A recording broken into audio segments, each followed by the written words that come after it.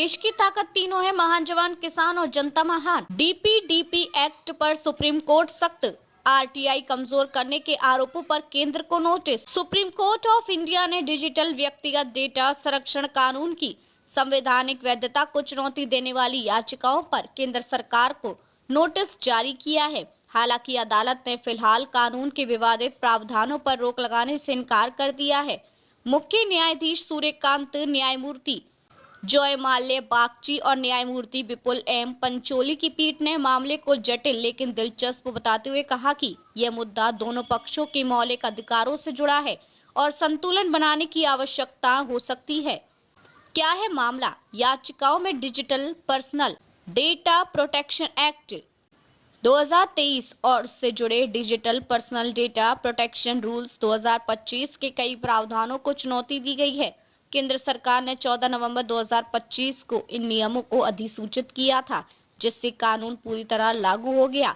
याचिकाकर्ताओं में the reporters collective, पत्रकार नितिन सेठी, आरटीआई कार्यकर्ता वेंकटेश नायक और National Campaign for People's Right for Information शामिल है। इनका मुख्य तर्क है कि डीपीटीपी अधिनियम की धारा 36 और नियम 23 केंद्र सरकार को डेटा फिडुशियरी और मध्यस्थों से व्यापक स्तर पर जानकारी मांगने की शक्ति देती है। याचिकाकर्ताओं का कहना है कि इस कानून ने राइट टू इंफॉर्मेशन एक्ट 2005 की पारदर्शिता व्यवस्था को गंभीर रूप से कमजोर कर दिया है।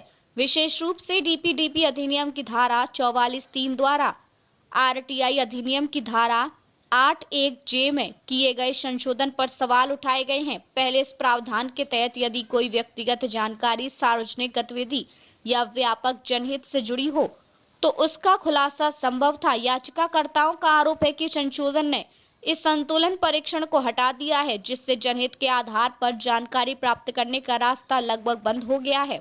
अधिवक्ता वृंदा ग्रोवर ने आनुपातिकता के सिद्धांत का हवाला देते हुए कहा कि छेनी के बजाय हथौड़े का इस्तेमाल किया गया है।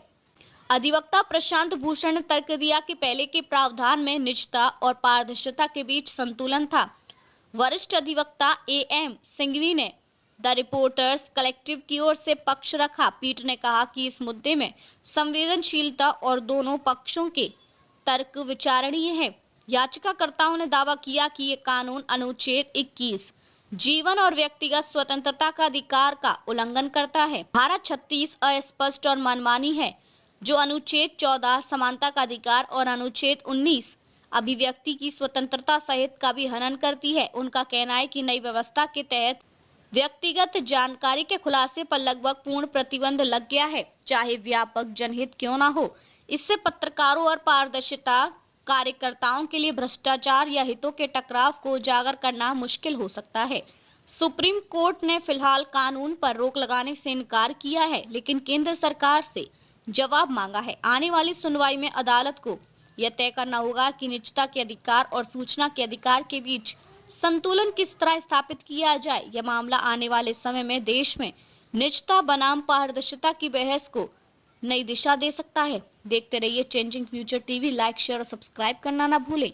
देश, दुनिया और भविष्य की सबसे बड़ी खबरों के लिए।